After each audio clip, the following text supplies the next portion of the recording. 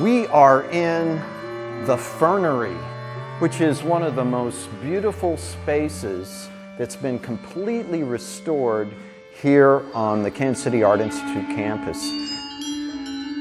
There was a drop ceiling in here and no one knew there was a pyramid ceiling. I listened to the space and I mean, you can hear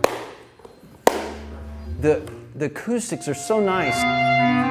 Just like an instrument has its own acoustics and resonances in the instrument, this room has its own acoustics and resonances. And then we notice it's this A that it just seems to stand out.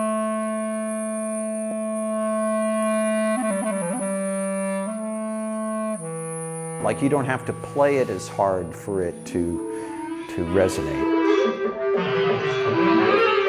Music doesn't always emphasize space, but it's always part of it.